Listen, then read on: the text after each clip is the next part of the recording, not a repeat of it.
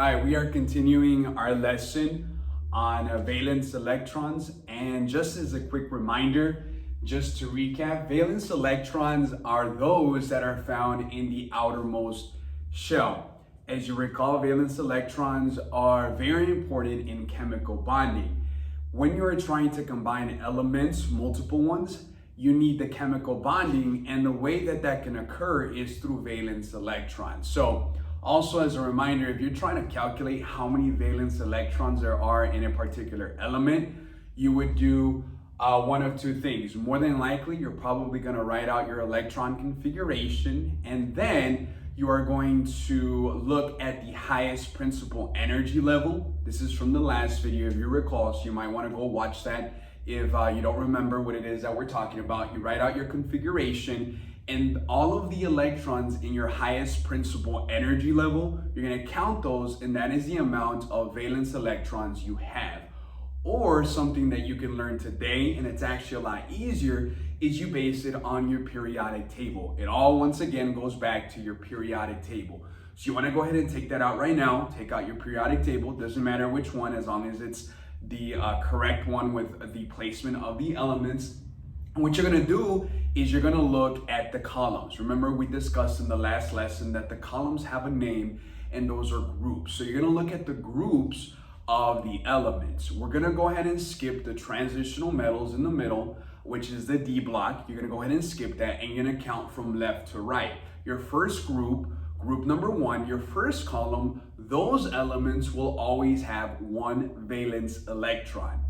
Then your second group or your second column will have two valence electrons, and so forth. So once you reach the beginning of your P block, which is row number 13, or column number 13, excuse me, group number 13, that has three valence electrons. And then the next column has 4, 5, 6, all the way up until 8.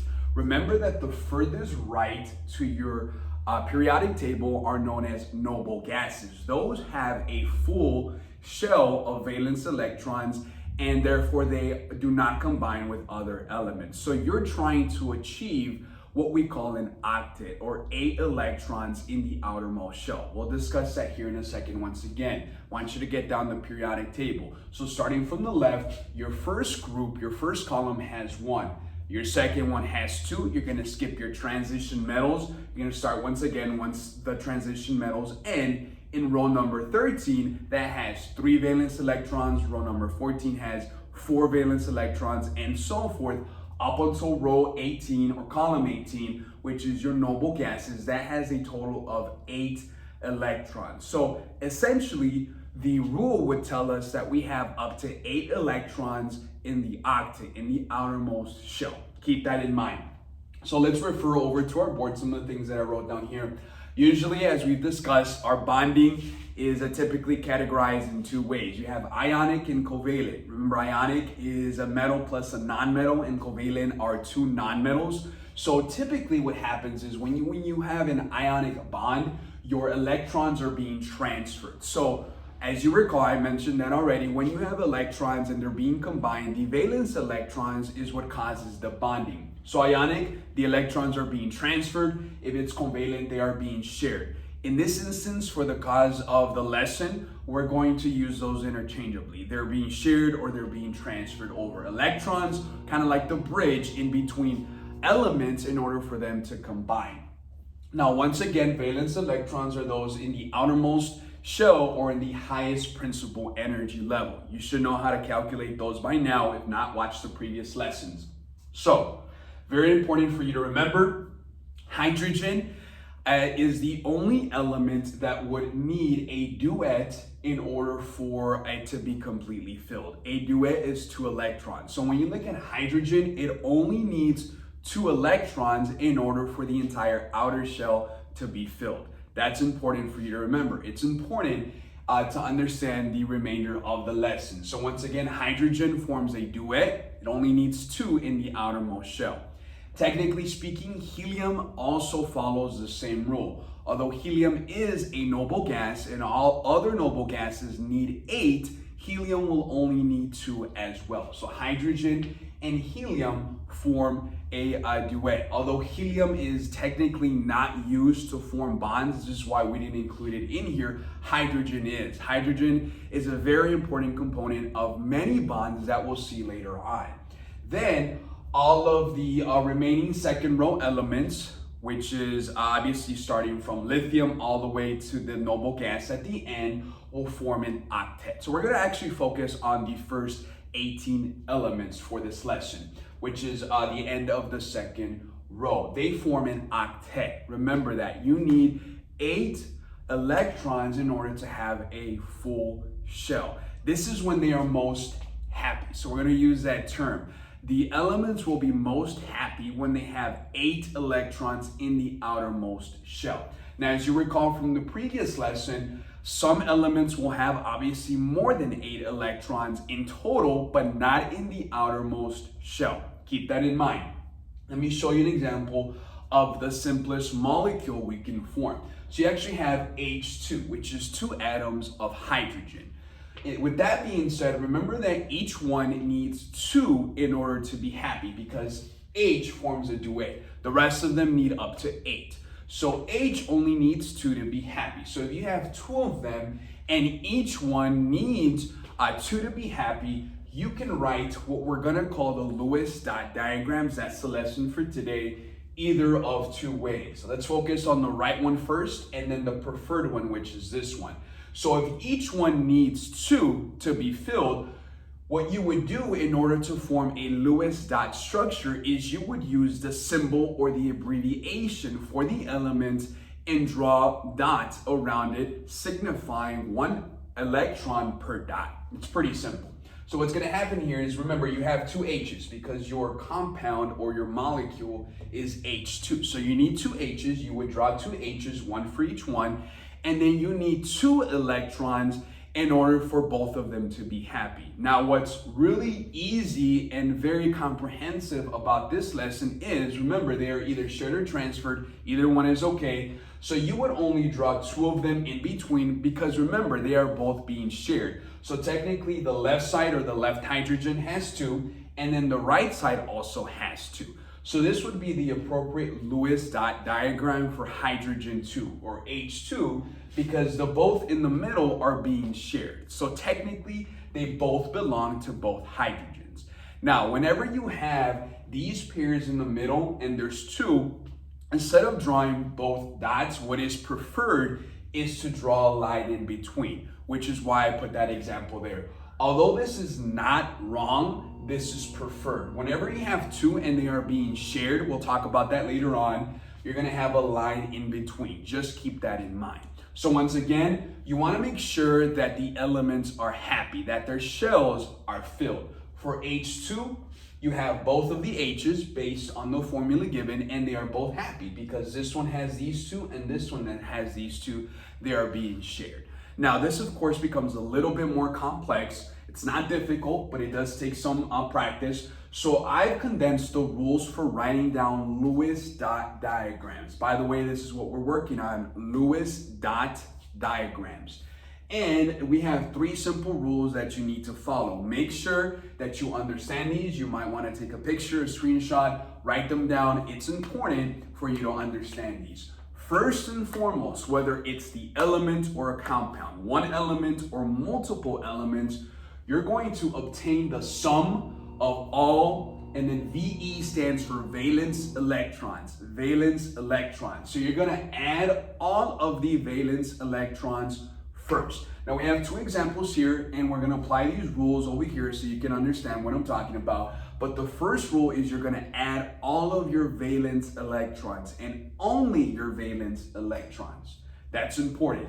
Then your second rule is you're always gonna start off, use 1 pair of electrons to form a bond between each pair of atoms. Again, that's gonna make sense when we look at the example, but you always start off by forming pairs. You're always gonna have lines in between them. That's the second step. Always start to form pairs.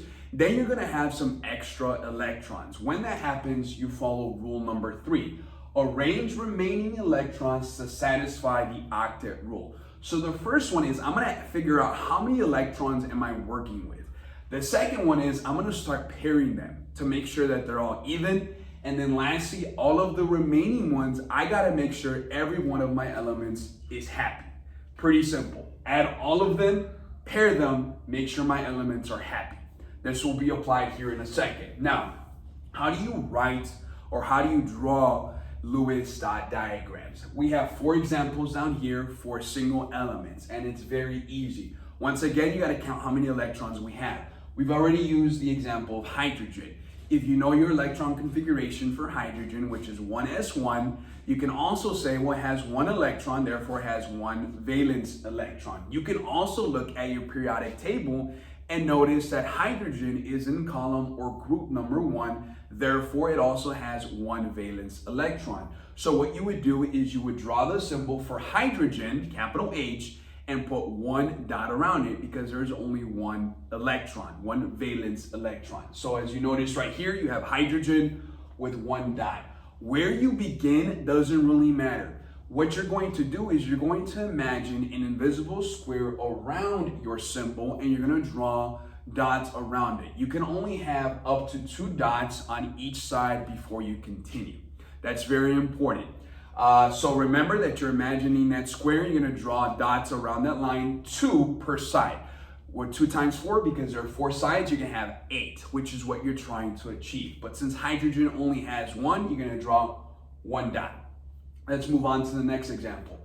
Carbon, which is capital C. You're going to use its symbol, its abbreviation, which is capital C. And what you're going to do is you're going to either draw or calculate the configuration for carbon. That's probably a little bit lengthier. You can also look at carbon on the periodic table. You'll notice the column that it is in, and you're going to count. So from left to right, the first row and the second row are both your metals. Each one has 1, and then the second one has 2 valence electrons. You're going to start in the next row, skipping your transition metals. You're going to start with 3, 4, and so forth.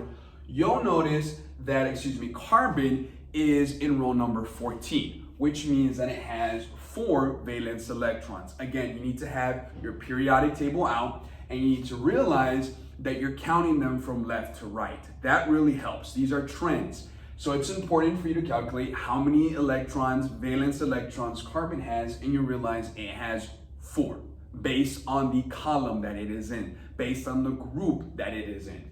Once again, you count from left to right.